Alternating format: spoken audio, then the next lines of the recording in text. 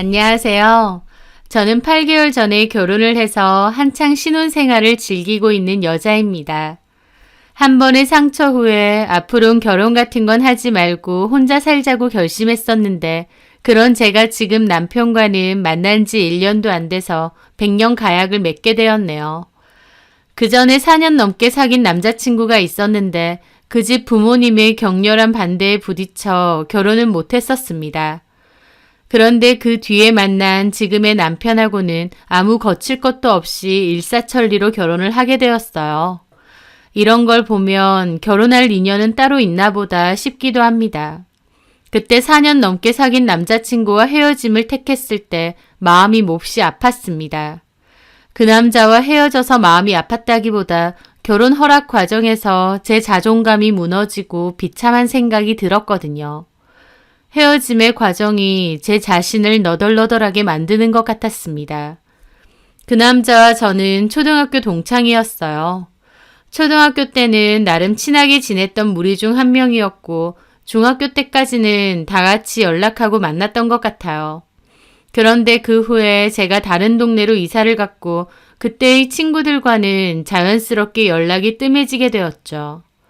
그렇게 아예 모르고 살다가 사회인이 되고 나서 그때의 친구들에게 연락이 왔습니다. 동창회를 할 건데 오라고, 보고 싶다고요. 저도 너무 반가웠죠. 예전에 그렇게 재밌게 지내던 친구들을 다시 본다고 하니까요. 그렇게 동창회에 나가게 되었습니다.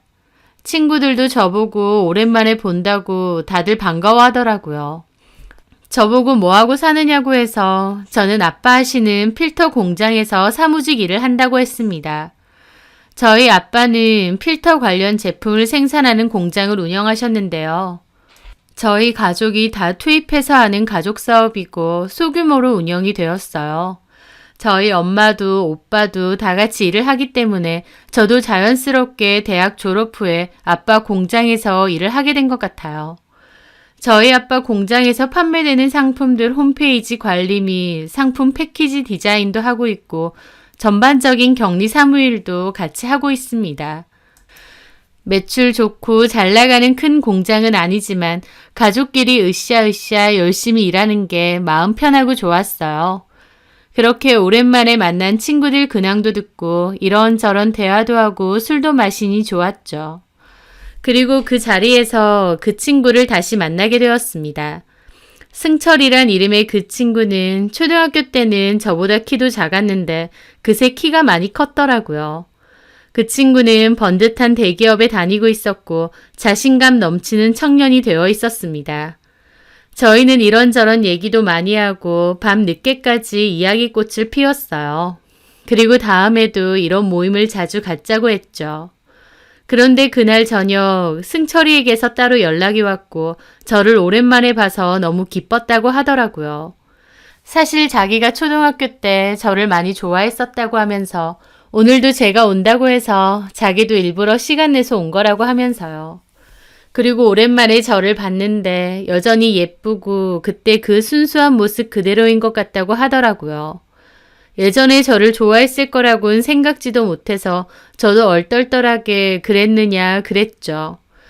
그 친구는 자기가 종종 연락해도 되느냐고 했고 저도 이렇게 다시 만난 것도 인연인데 자주 연락하고 지내자고 했습니다. 그리고 정말 그 친구에게선 틈만 나면 연락이 왔고 저 보러 저희 공장 앞으로도 자주 왔어요. 그렇게 자주 만나게 되었고 데이트도 많이 하게 되었습니다. 그러면서 그 친구와 저는 연인 사이로 발전하게 되었고요. 만나는 동안은 여느 연인처럼 좋았습니다. 서로 많이 좋아했고 편했거든요.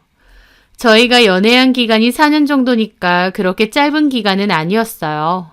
그렇다 보니 양가 부모님도 저희 교제 사실은 다 알고 있으셨고요.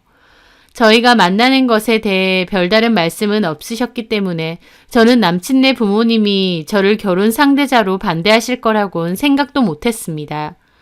그런데 4년간의 연애를 끝내고 본격적으로 결혼 이야기가 오갈 때쯤 남친 부모님이 저를 별로 탐탁치 않아 한다는 사실을 알게 되었습니다. 그 이유가 뭐냐고 하니 저희 집 사는 형편이 별로고 제가 공장에서 일하는 것도 마음에 안 드신다는 거였어요. 저희 부모님이 공장 운영하시는 걸 처음부터 모르셨던 것도 아닌데 결혼할 때 되니 반대하셔서 좀 놀랐죠. 나중에야 안 건데 남친네 부모님은 저희 부모님이 공장 운영하신다고 하니까 사업을 꽤 크게 하신다고 생각하셨대요. 저는 그런 식으로 말한 적도 없고 남친도 저희 공장에 여러 번 왔기 때문에 공장이 규모가 작다는 것은 알고 있었을 겁니다. 근데 어디서부터 와전이 되었는지 모르겠으나 남친 부모님은 그렇게 저를 오해하고 있으셨더라고요. 근데 사실 규모도 작고 가족들끼리 소소하게 운영하고 매출도 그렇게 크지 않다는 걸 아시고는 무척 실망하신 것 같았죠. 그렇다고 해도 남친네 집과 저희 집 사는 형편이 대단하게 차이 나는 건 아닙니다.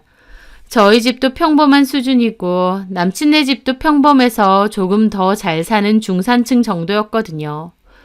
제 입장에선 비슷한 수준이라고 생각했는데 남친네 부모님은 자기 집보다 너무 처진다고 저를 반대하시는 상황이었죠.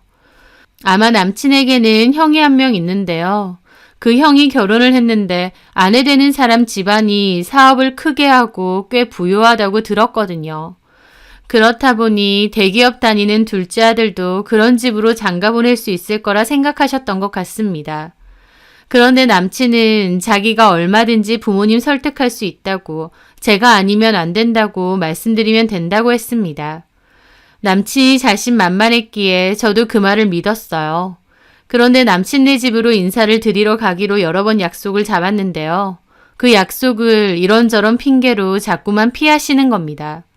그게 여러 번이 되자 애초에 저랑 만날 약속 자체가 안 된 건 아닌가 싶더라고요. 그래서 남친에게 솔직하게 말해달라 했더니 난감하다는 말투로 이렇게 대답하더군요. 실은 우리 부모님이 아들 장가 보내는 거 좀 신중하게 하고 싶으신가 봐. 부모님들 다 그렇잖아. 결혼시키려고 하니 내 아들이 아깝나 싶고. 근데 우리 사귀는 거 아셨잖아. 왜 그땐 아무 말 안 하시다가 그냥 연애할 때 어찌 될지도 모르고 또 헤어질 수도 있는 거니까 냅둔 건데 결혼까지 한다고 하실 줄은 몰랐대. 그래서 만나는 것도 자꾸 피하시는데 근데 내가 알아서 우리 부모님 설득할 수 있으니까 신경 쓰지 마. 이걸 어떻게 신경 안 쓸 수가 있나요? 연애할 때는 적당히 사귀다가 헤어질 줄 알고 냅뒀는데 결혼까지 약속할 줄 몰랐다는 얘기까지 들었는데요. 저를 안 보는 걸로 결혼 반대하는 입장을 보여주시는 거라는데 제 입장에선 당혹스럽기도 하고 내가 그렇게 마음에 안 드신가 서글프기도 했죠. 반대로 저희 집에서는 남친을 마음에 들어 하셨고 이미 예비 사이로 생각도 하셨기에 제 마음은 더더욱 안 좋았습니다. 남친은 저한테 자기 부모님이 저를 제대로 안 만나봐서 그런 거라면서 저를 직접 만나뵈면 마음이 분명 달라질 거라고 하더라고요. 그러면서 억지로라도 만나뵐 수 있게 약속을 잡았습니다. 저를 반기지 않는 분들을 찾아가 인사를 드린다는 게 저도 쉬운 일은 아니었죠. 하지만 그때까지만 해도 남친이 좋았고 결혼도 하고 싶었기에 남친이 하자는 대로 했습니다. 그리고 만나는 자리에선 싹싹하고 귀염성 있게 굴어서 점수를 따겠다 의지도 있었죠. 그런데 저는 거기서 또 비참한 기분을 맛봐야 했습니다. 남친이 엄마가 오라고 했다고 이번 주에 인사를 드리러 가자고 했고 저는 남친의 설득으로 조금은 마음이 바뀌신 줄 알았어요. 그런데 오라고 하셔놓고 정작 가보니 남친 아버님은 제가 가도 아예 방에서조차 나오지 않으셨습니다. 남친은 변명하듯이 아빠가 몸이 안 좋다고 하던데 몸이 어떻게 갑자기 안 좋아질 수 있겠나요? 저를 보지 않으시겠다는 거죠. 이럴 거면 왜 오라고 하셨을까 싶기도 했습니다. 게다가 어머님도 말투는 차분하고 고상하셨지만 조근조근 제 가슴에 생채기를 내시더군요.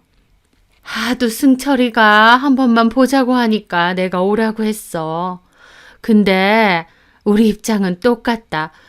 연애는 모르겠는데 결혼까지는 안 했으면 좋겠어. 어머님, 제가 그렇게 마음에 안 드세요? 별로 마음에 들 만한 게 없지. 직업도 그저 그렇고 집안도 뭐 구멍가게만한 공장 하나 운영하시는데 거기 가족들이 다 모여서 일한다고? 내가 이런 말까진 좀 그런데 우리 승철이 형수 되는 사람 얘기 들었지? 사업을 크게 하고 집안이 좋아. 우리 큰아들한테도 얼마든지 보탬이 될 수 있는 그런 집이야. 사실 우리 승철이도 직장이 좋아서 그런지 주변에서 얼마나 좋은 선자리가 많이 들어오는데 엄마 입장에선 당연히 아들이 좀 더 좋은 집안, 좋은 조건의 여자랑 결혼했으면 하고 바라는 게 맞지 않겠어? 우리 아들한테도 든든한 처가댁이 생기는 거고. 어머님은 대놓고 제 조건이 별로라서 싫다고 더 잘나고 좋은 조건의 여자랑 결혼을 시키고 싶다 하시더라고요. 그런 말을 면전에서 대놓고 듣다 보니 눈물까지 왈칵 나는 겁니다. 저희 부모님도 저도 나름 성실하게 열심히 하루하루 살아왔는데 어머님 당신 기준에 맞지 않다고 무시하고 폄하하는 게 느껴졌거든요. 저 포함 저희 부모님까지 싸잡혀서 무시당한다 생각하니 그렇게 비참할 수가 없더라고요. 남친은 그 자리에서 어머님께 화를 냈죠. 아, 엄마, 인사드려 온 사람한테 왜 이러세요? 그 말에 어머님도 남친에게 화를 내셨습니다. 내 말이 틀렸어? 그래서 내가 안 본다고 몇 번이나 했잖아. 너랑 학벌 차이에 직장 차이에 뭐 하나 더 잘난 부분이 있어야지. 내가 좋은 선자리 많이 들어왔다고 했는데 어디서 무슨 공장에서 일하는 애를 신부감이랍시고 데리고 와. 아니 그럼 애초에 인사도 오지 말라고 하지 한 번 데리고 오라고는 왜 하셨는데요? 네가 정신을 못 차리는 것 같아서 내가 직접 보고 말해주려고 한 거다. 저를 한번 보자고 하셨다기에 마음을 조금 바꾸신 건가 했는데 저는 날벼락을 맞은 기분이었습니다. 남친은 펄쩍 뛰면서 저를 데리고 나왔죠. 남친 차에서 저는 펑펑 울었습니다. 남친은 미안하다고 계속 그랬지만 들리지도 않았죠. 그런 얘기까지 듣고 결혼을 하겠다 생각하는 사람은 없을 겁니다. 저도 자존심이라는 게 있는데요. 저는 남친에게 그만 만나자고 너네 부모님이 원하는 여자랑 결혼하라고 했습니다. 하지만 저에게 매달린 건 남친이었어요. 남친은 우리가 어떻게 헤어지냐며 부모 반대 없이 결혼하는 경우 잘 없다고 우리가 더 노력하자고 하는 겁니다. 제 마음은 완전 너덜너덜해졌는데 자기 부모님 설득할 수 있다고 헤어지지는 말자고 그러더라고요. 제가 몇 번이나 헤어지자고 했지만 남친은 계속 저를 달래고 붙잡았습니다. 저랑은 못 헤어진다고, 저 없으면 안 된다고 그러니까 저도 마음이 약해졌죠. 그렇게 너덜너덜해진 기분으로 집으로 왔어요. 저희 부모님이 인사드리러 간 건 어땠느냐 하셨는데 저는 그냥 인사 잘 드리고 왔다고만 했어요. 부모님이 마음 아파하실까봐 그런 말을 들었다고는 절대 말할 수 없었습니다. 하지만 내내 생각했죠. 내가 왜 그렇게까지 마음에 안 드실까? 내가 정말 그렇게 못난 걸까? 자괴감도 많이 들었어요. 하지만 그때까지도 남친에 대한 마음과 미련이 남아 단칼에 끝내지는 못했습니다. 4년 만나오면서 정도 들었고 여전히 사랑했으니까요. 남친 역시 저에게 제가 나서서 잘하는 모습을 보이면 부모님 마음이 분명 돌아설 거라고 했어요. 조건을 빌미로 반대하시는 건 남친 부모님인데 남친은 저에게만 자꾸 노력을 해달라고 요구하는 상황이었죠. 그러다가 어머님 생신이 다가왔습니다. 남친은 선물 사들고 자기 엄마 생신에 다시 인사드리러 가자고 하더라고요. 좋은 날인데 제가 가서 살갑게 축하해드리면 남친 부모님도 저를 좋게 볼 거래요. 게다가 가족들도 다 참석하는데 그 김에 얼굴도 다 보면 좋지 않겠냐고요. 저는 싫다고 했지만 남친은 이대로 헤어지지 말자고 끝까지 매달려서 결국 또 설득에 넘어갔습니다. 그렇게 어거지로 남친네 집에 가게 되었는데 결론적으로 그 일을 계기로 남친과 완전히 헤어지게 되었어요. 저는 선물을 사들고 남친네 집으로 갔는데요.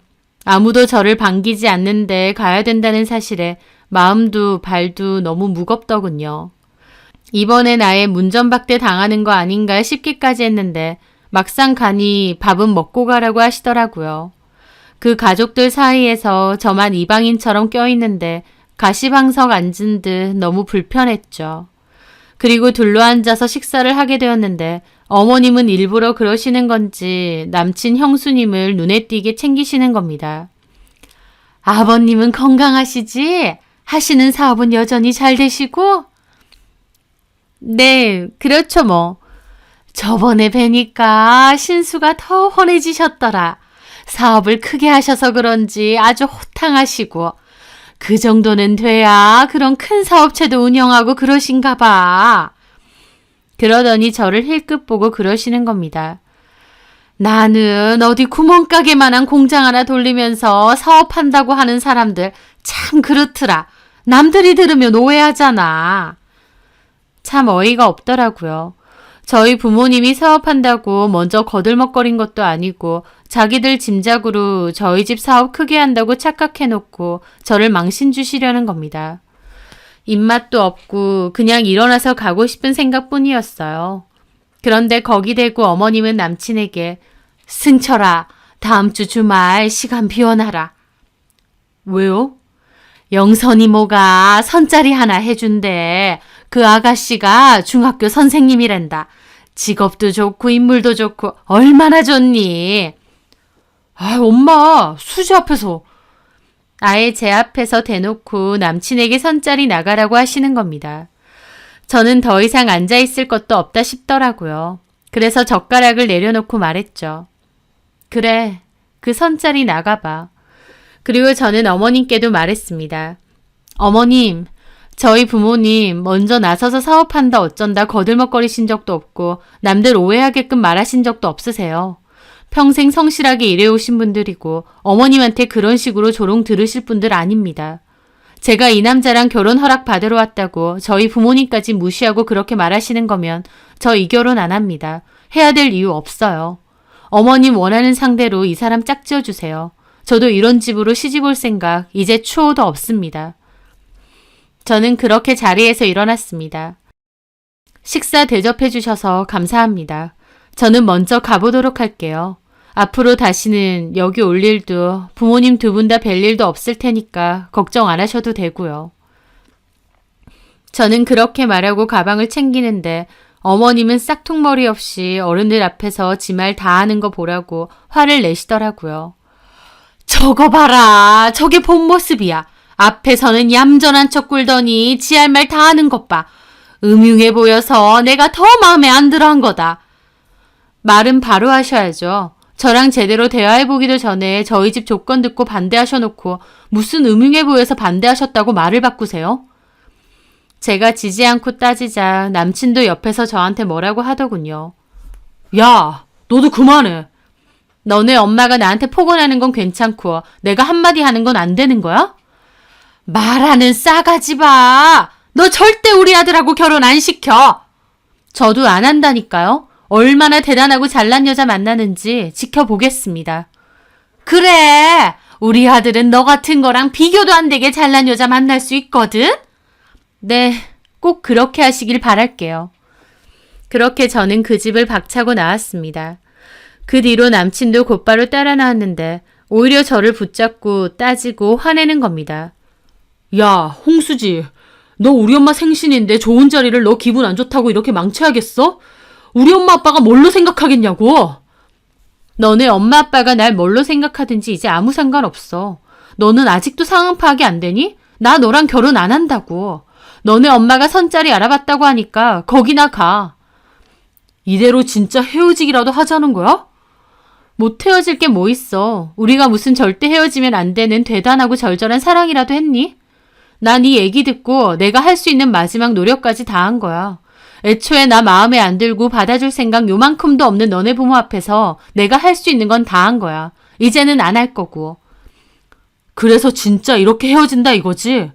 우리 엄마 말 틀린 거 없어. 나 솔직히 지금도 좋은 선짜리 많이 들어와. 근데도 너 좋다고 나도 이렇게 노력하는 거라고.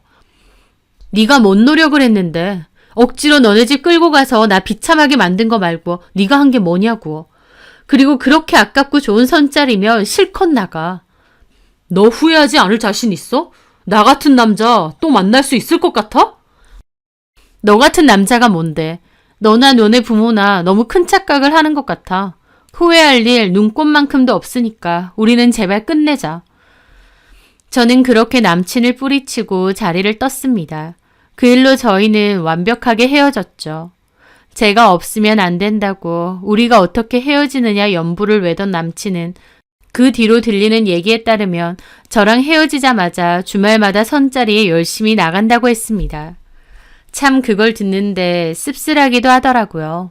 말이나 말던지 아주 기다렸다는 듯이 줄기차게 선이고 소개팅이고 나간다니까요. 하지만 이미 끝난 사이에 어쩌고 다니든지 제 알 바는 아니었습니다. 그리고 그 남자와의 일은 더 이상 떠올리지 말자 결심했죠. 그리고 저도 다시 일상으로 돌아왔습니다. 그런데 그로부터 반년 정도 뒤에 전 세계를 강타한 팬데믹이 찾아왔었죠. 마스크가 가장 큰 예방이라며 온 약국이나 마트에 마스크가 동이 났던 일도 기억하시나요? 저희 아빠 마스크 필터 생산도 같이 하시거든요. 마스크 제작도 하시고요. 그전에는 소소하게 운영이 됐던 아빠의 공장은 그 일로 주문량이 엄청나게 폭주를 한 겁니다. 가족들 다 투입되고 직원들 급하게 뽑아서 24시간 공장을 돌렸어요. 마스크 수요는 갈수록 폭증했고 그 주문량이 어마어마했죠. 도저히 주문량을 맞출 수 없어서 아빠는 과감하게 대출 내서 투자해 별도로 부지와 공장 설비까지 더 늘렸습니다. 그렇게 2년 가까이 사람들에게 마스크가 생활 필수품이 되면서 그때 저희 공장도 벌어들인 매출이 엄청났어요. 저희 부모님이 평생 일하시며 번 돈의 액수를 반년 안에 다 벌 정도였으니까요. 정말 정신없이 일했던 때였고 주변 사람들도 저 집 마스크 팔아서 돈방석 앉았다는 소문이 돌 정도였습니다. 그 후로 마스크 의무가 해지되면서 전보다는 좀 덜해지긴 했지만 그 일을 발판으로 저희 공장도 꽤 성장했고 많은 돈을 벌어들였습니다. 공장 부지도 더 넓힌 데다 직원도 늘리고 필터를 활용한 제품군도 좀 더 다양하게 생산을 하게 되었고요. 가족끼리 운영하던 작은 공장에서 꽤나 번듯하게 성장하게 된 거죠. 게다가 저희 집도 좀 더 큰 집으로 이사했고 부모님 차도 고급 세단으로 바꾸셨어요. 아빠가 원래 경차였던 제 차도 비싼 차로 바꿔주시더라고요. 저는 그맘때 일이 너무 바빠서 동창 모임에도 거의 못 나갔지만 저희 집의 소문은 동창들 사이에서도 다 퍼졌습니다. 당연히 전 남친 귀에도 들어갔겠죠. 어느 날 갑자기 저희 공장 앞으로 저를 찾아온 겁니다.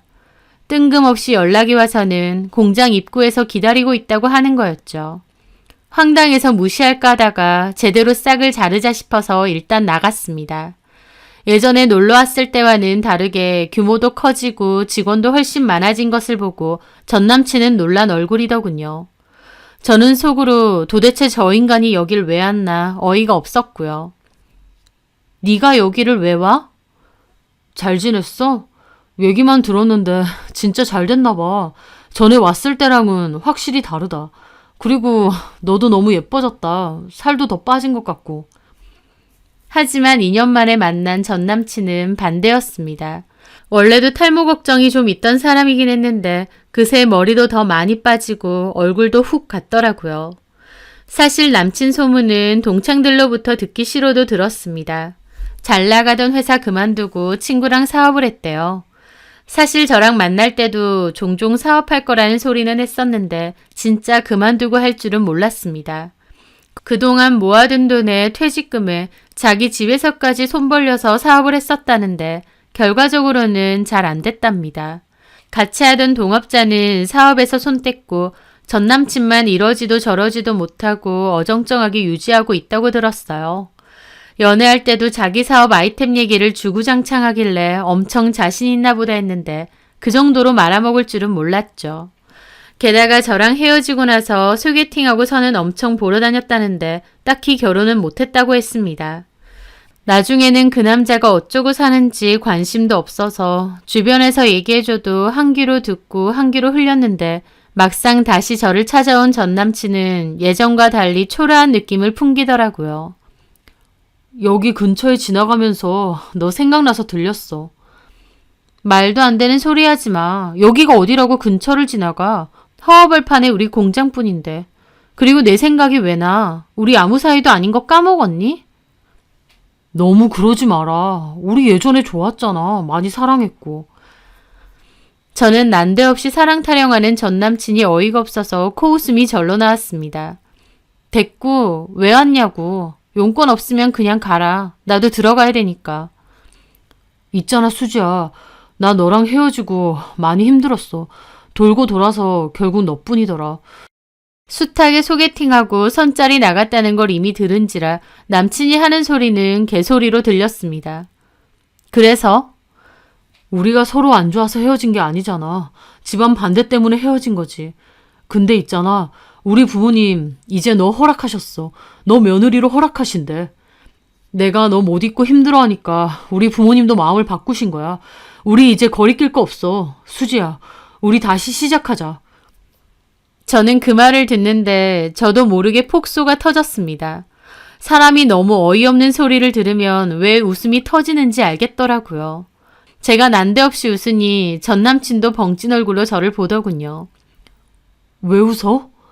아, 이제는 나 허락해 주신대. 이제 와서?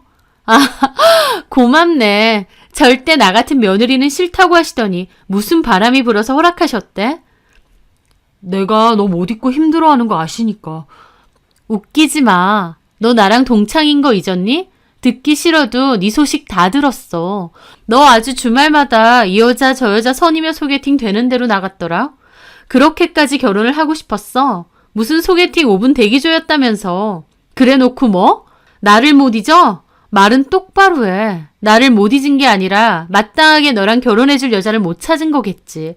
그나마 내세울 건 대기업 다닌다는 거 그거 하나인데 그것마저도 그만두고 무슨 사업인가 하다가 쫄딱 망했다며. 그리고 너네 부모도 마찬가지야. 이제 와서 허락? 웃기지도 않아. 둘째 아들 노총각 만들기는 싫으니까 이제 와서 허락 어쩌고 하는 거 내가 모를 줄 알아? 아니면 우리 집 마스크 팔아서 돈벼락이라도 맞았다는 소문이라도 들으신 건가? 허락! 참 고맙기도 해서 눈물이 다 난다. 저는 속에 쌓여있던 말을 다 쏟아냈습니다. 그때 하고 싶은 말 다 못한 것 같아서 분했는데 잘됐다 싶었죠. 제가 다다다 쏟아내니 남친도 뜨악한 얼굴이었어요. 너 왜 이렇게 변했어? 이런 억센 성격 아니었잖아. 내가 누구 때문에 이렇게 됐는데. 그래, 너 이러는 거 이해해. 다 받아줄 수 있어. 대신 우리 다시 예전으로 돌아가자. 우리 좋았었잖아. 저는 한숨을 푹 내쉬고 주머니에서 폰을 꺼냈습니다. 그리고 그걸 보여줬죠. 남친은 그 모습에 눈이 휘둥그레지더군요. 이게 뭐야? 보면 몰라? 모바일 청첩장이잖아. 나 다음 달에 결혼해. 이 새끼 누구야? 남의 약혼남 보고 이 새끼 저 새끼 하지 마. 너한테 그런 소리 들을 만한 사람도 아니고 이유도 없어. 우리 끝난 지가 언젠데 이제 와서 나한테 이러는지 모르겠다. 진짜 결혼한다고? 그래. 청첩장이라도 보내줄까? 뭐 하는 놈인데? 제약회사 연구원이야. 우리 아빠 친구분 아들이고. 그 집에서는 나 어와둥둥 좋아하고 얼마나 잘해주시는데. 너 진짜 너무한다. 나랑 헤어지고 바로 이놈 만나서 갈아탄 거야? 말하는 꼬락서니 봐. 갈아타고 싶었던 건 너잖아. 왜? 그렇게 줄기차게 소개팅하고 선봐도 너랑 만나주는 여자가 없디? 그건 엄마가 시켜서 어쩔 수 없이. 그럼 앞으로도 엄마가 시키는 여자랑 만나고 여력되면 결혼도 해. 나 이런 대화 하기도 싫다. 잘 가고 다시는 여기 오는 일 없게 해. 한 번만 더 찾아오면 우리 아빠랑 오빠 당장 부를 거야. 우리 아빠랑 오빠 내 얘기 다 듣고 너 만나면 가만 안 둔다고 했는데 어디 지금 불러볼까? 저는 그 앞에서 전화를 거는 신용을 했습니다. 그랬더니 전 남친은 놀라서 갈 거라고 하더라고요. 됐어. 갈 거야. 너 생각나서 온 건데 진짜 실망이다. 실망 실컷 하고 다시는 오지 마. 그렇게 저는 자리를 떴습니다. 기가 막히더라고요. 헤어진 지가 언젠데 이제 와서 저러는 건지. 분명 저희 집 돈방석 앉았다는 소문 듣고 다시 질척이는 게 보였습니다. 이래저래 여자들한테 다 까이고 저한테 다시 온 것도 너무 어이가 없었죠. 그 남자에게 청첩장을 보여준 것처럼 저는 다음 달 결혼을 약속한 남자가 있었습니다. 아빠의 오래된 친구분 아들이었어요. 약혼남도 좋은 사람이었지만 예비 시어머님 아버님이 저에게 너무 잘해주시고 저를 예뻐해주세요. 예전부터 한 번씩 봤으니 저도 편하기도 했고요.